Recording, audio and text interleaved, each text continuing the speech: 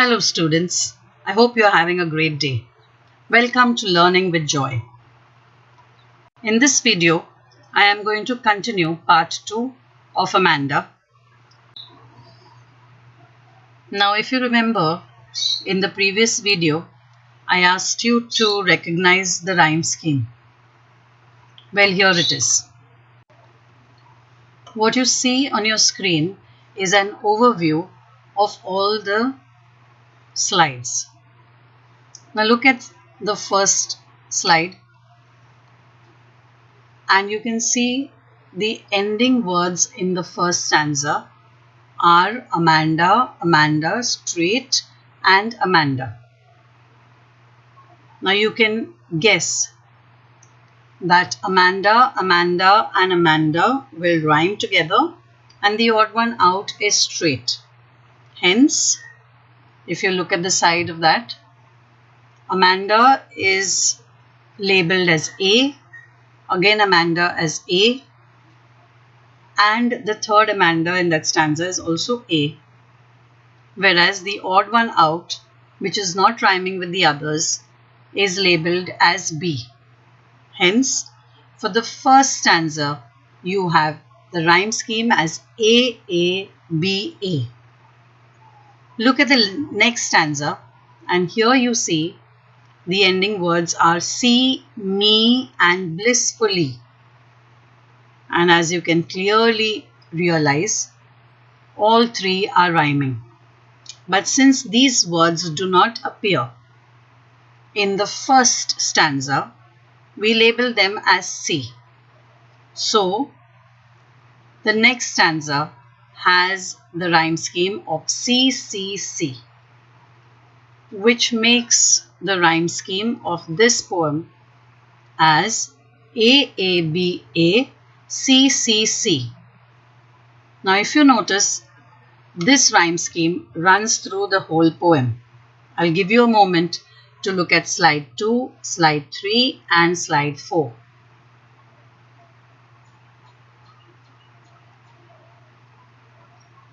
Say it aloud as you go through these slides. A, A, B, A, C, C, C.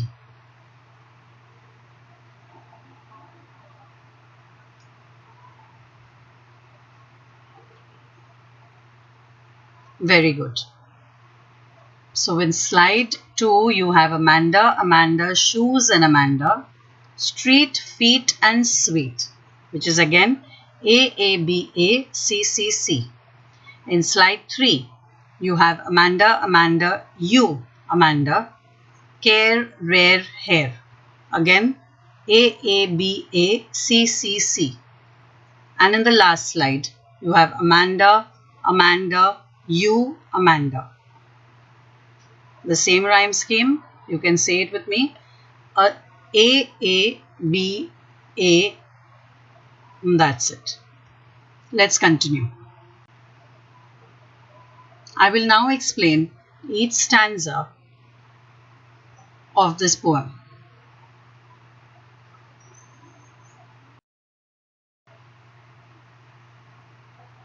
Now, if you've heard my first video, you will know that every alternate stanza was read in a different way. Let's look at the first stanza. Don't bite your nails, Amanda. Don't hunch your shoulders, Amanda. Stop that slouching and sit up straight, Amanda. Very clearly, we can see that this stanza has instructions from mother for Amanda. And if you remember in grammar, instruction sentences are called imperatives. So the imperatives here are don't bite your nails, don't hunch your shoulders, stop that slouching and sit up straight. These are imperative command sentences. We will also have imperative request sentences, which you will see a little later. Now, hunch and slouching mean the same thing. It means slumping, sitting in a posture that's not straight, bending your shoulders, drooping your shoulders and bending forward. So in the first stanza, mother is giving instructions which Amanda considers nagging, and hence she needs an escape. She cannot leave the room and go, but she can always escape into her dream world, into her imaginary world. There is a languid emerald sea, where the sole inhabitant is me, a mermaid, drifting blissfully. As we can see here, Amanda has gone into another world as her mother is continuing with the instructions. Now notice that whereas in the first stanza you had exclamation marks, in the second stanza you have brackets. Usually when we are reading, especially if it's a play, whatever is in brackets is supposed to be understood. It's not to be read aloud. Here it only means that this is her imaginary situation, her imaginary world, whatever she is using as an escape. So the word languid here means relaxed. The first escape that Amanda finds is in a relaxed, calm, beautiful green sea. Yes, emerald means green. Where she is the only inhabitant, the only person there. And you're right, only means soul. Now, who does she imagine herself to be? A mermaid. Drifting, wandering, blissfully, happily, without a care in the world. So, if you notice, she is imagining herself to be a mermaid. Not like a mermaid. She wants to be a mermaid. We'll come to that when we are doing poetic devices, but keep this in mind. So you have your first and second stanzas, where in the first stanza mother is giving instructions. These are all imperative sentences. And in the second stanza is her imagination, Amanda's imagination, where she is imagining herself to be a mermaid, alone in a green, peaceful, calm and beautiful sea. Did you finish your homework, Amanda? Did you tidy your room, Amanda? I thought I told you to clean your shoes, Amanda. Again, there are instructions here, but they are not direct instructions. They are, if you see the punctuation at the end, there are question marks. So it is assumed that mother had told her to finish her homework, told her to tidy her room and told her to clean her shoes. So she is asking Amanda if she had finished her homework, if she had tidied her room and whether she had cleaned her shoes. I am an orphan roaming the street. I pattern soft dust with my hushed bare feet. The silence is golden. The freedom is sweet. Now look at the mental state of this girl, Amanda. She is so desperate for an escape, in her own mind, of course, where she is saying that she is an orphan. An orphan is a child with no parents who is roaming the street and patterning soft dust with her hushed bare feet. If you look at the picture there, it's a representation. She has soft feet, but they are without shoes, and hence she is barefooted. She is making some designs on the dust with her bare feet. And she feels that since she is an orphan, there is nobody around. The silence is golden. And the freedom that she has to do what she wants is very sweet. Look at the contrast from the previous stanza. And the poetess has very cleverly used this contrast. If she is an orphan, she has no mother to nag her. She is roaming the street, which means she has no House. Yes, very good. So there is no question of tidying her room. She has hushed, which is soft, bare feet, which means that she has in her imaginary world no shoes. So again, if she has no shoes, then she does not have to clean her shoes. And so she feels that the silence is golden and the freedom to do what she wants is sweet. Many times there are extreme cases where you want to escape. And this Amanda finds her escape in her imagination. That doesn't mean that she does not like her mother. That doesn't mean that she wants to escape in the real life. But she wants an escape at that moment from what she considers to be nagging. Don't eat that chocolate, Amanda. Remember your acne, Amanda. Will you please look at me when I'm speaking to you, Amanda? Again, exclamations where the poetess wants to say that the mother is speaking in that tone. Don't eat the chocolate. Remember your acne. Will you please look at me when I'm speaking to you? Now, obviously, the girl Amanda has some kind of skin condition, maybe 1 or 2 pimples, which is acne. And since we have seen in the previous stanzas, Amanda is going into her own dream world, being physically present but mentally not. So mother is telling her to look at her when she is speaking. This sentence I'm sure you all have heard from your parents, from your teachers. Will you please look at me when I'm speaking to you? I am Rapunzel. I have not a care. Life in a tower is tranquil and rare. I'll certainly never let down my bright hair. Rapunzel is a favorite fairy tale of young girls. Later on, I will put a video about this story. Many of you may be knowing this story. So she says that she is Rapunzel. She doesn't have a care in the world. She is without any worries. She lives in a tower just like Rapunzel, which is calm. Here the word is tranquil and rare. There is no other tower like that. It's rarely found. It's not found everywhere. It's not common. I'll certainly never let down my bright hair.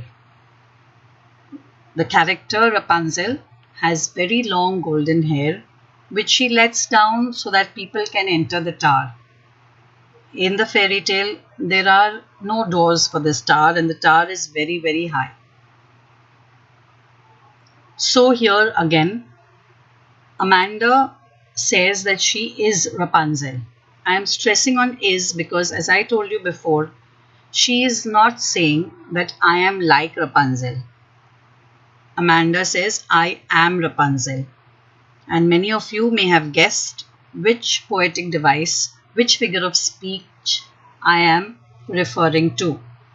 You'll come to know a little later. So Amanda now finds her escape, now finds relief from the nagging by imagining she is Rapunzel, living in a tower which is very calm, nobody around. Now in the story, there is a prince that comes to save Rapunzel by climbing up on the hair. Here, Amanda does not want anybody to come and save her. So she says, I'll certainly never let down my bright hair.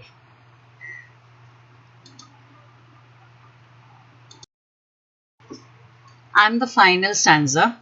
Stop that sulking at once, Amanda. You're always so moody, Amanda. Anyone would think that I nagged at you, Amanda. This is the humor that the poetess has very, very beautifully put in the poem. Stop that sulking, that is a kind of brooding face that many children do when they are scolded at, when they don't like their favorite food, when they don't get what they want. You're always so moody. According to mother, Amanda is very moody. Sometimes she's happy, sometimes she wants to chat, sometimes she wants to talk, and sometimes she's just quiet, giving the silent treatment. Anyone would think that I nagged at you, Amanda. So mother realizes that Amanda may be thinking that she is nagging. She may have even told her, which is not mentioned in the poem, that she is nagging her. So mother says to stop that sulking and change your mood. Otherwise, she says, since she's the only one who's doing the talking, others would think that she was nagging Amanda. So here we see in this poem, throughout the poem, there are two different viewpoints. One is of the child and one is of the parent. The parent is giving instructions, which are all imperative sentences. The child is escaping into a dream world. And as you know, she says that she is an orphan, she is Rapunzel, she is a mermaid. In a few moments, you will come to know which figure of speech, which poetic device that is. Now, if you look at the central theme of this poem, it is obviously a child's point of view of her parents' instructions, where she does not like to be told what to do and told what not to do every time. She wants freedom, she wants to escape, she prefers to be in a place that is calm, she prefers to be in a place that has nobody around her, that is silent, and she prefers that her parent, most probably her mother, does not nag her. Now, many times, students, children, you may not like what your parents instruct, but you must also realize that these instructions are required so that you become responsible. The poem is written in an almost amusing way. There is no harsh tone. There are exclamations that are used. There are imperative sentences that are used. And there are brackets in the form of punctuation that are used. Now let's go ahead and see the in-depth analysis, wherein you will see the poetic devices that are used, and you will also discuss a few of the questions that arise from today's video.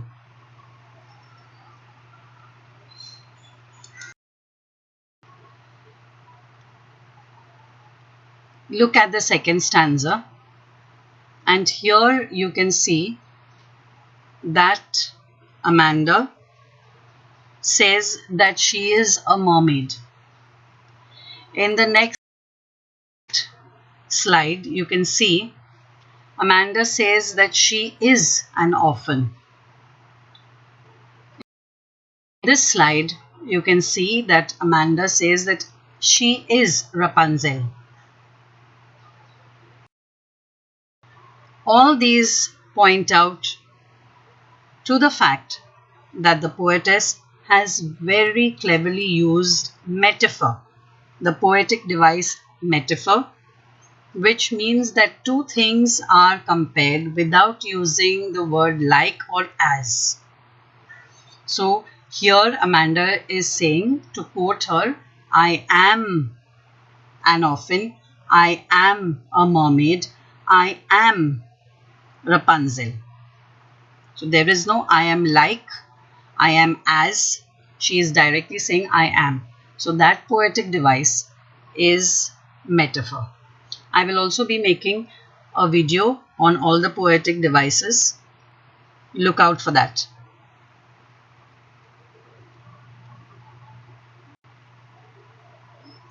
Let's see how much you remember. What was Amanda instructed to do? Can you think of a few? Yes, not to bite her nails, not to hunch her shoulders, to sit up straight. Yes, what else? To finish her homework, to tidy her room, to clean her shoes. Very good. Not to eat chocolate. Look at her mother when she is speaking. To stop sulking. Very good. And not to be moody. Excellent. Look at the next question on your screen. Give a few examples of imperatives. Yes, imperatives are instruction sentences here in this poem. Can you give a few? You're right.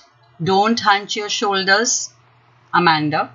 Stop that slouching and sit up straight, Amanda. Very good. Which are the ones?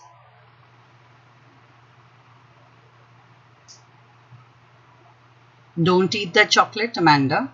Remember your acne, Amanda. Will you please look at me when I'm speaking to you, Amanda? Imperatives can be commands or it can be requests. So here, will you please, because of the word please, this is a request sentence which is also an imperative sentence. Very good.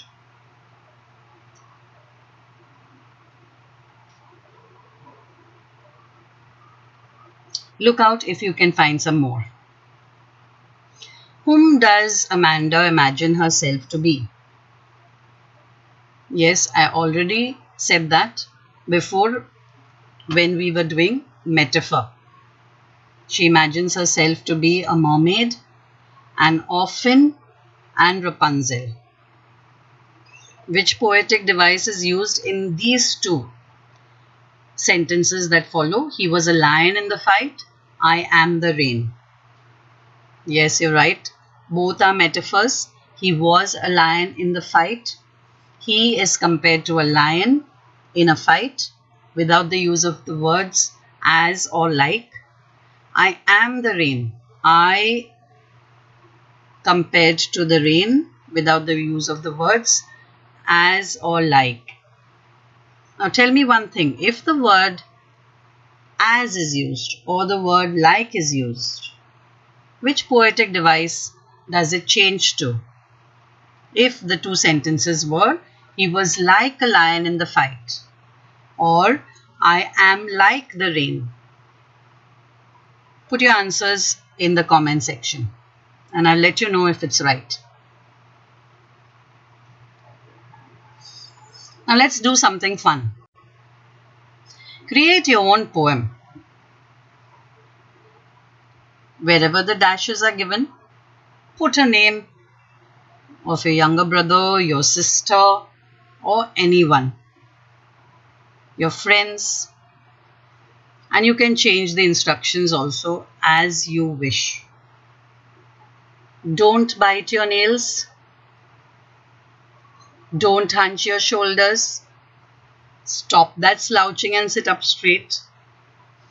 There is a tall green tree where the sole inhabitant is me. I am a bird flying happily. Wow, you're on your path to becoming poets and poetesses.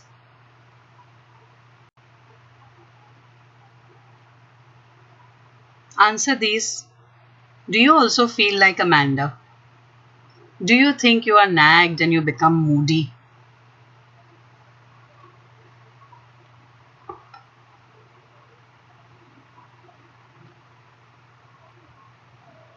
Yes, many a time students, children feel like Amanda. You feel you are nagged, you become moody. Many do not like what parents instruct. But you do realize, I hope, that your parents are instructing you so that you become responsible.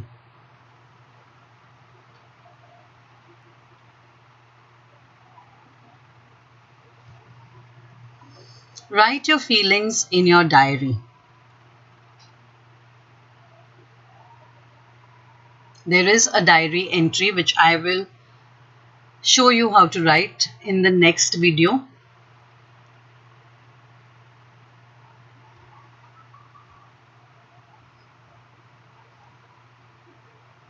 Now, it's always better to talk to your parents and let them know what are the things that you would not like them to say to you. And then maybe you can also put your feelings in your diary. But communication is the key.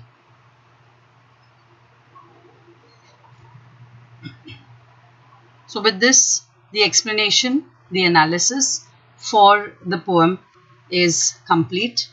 The next video will have a few of the questions answered very briefly for you to maybe listen to. I'm sure you have your own notes and you have sources for your notes. You'll be getting notes in your school. But if you want to listen to a quick reading of some of the answers, stay tuned for the next video.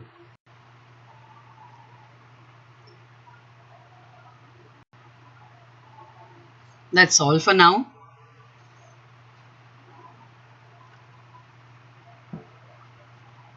Stay joyful and stay blessed.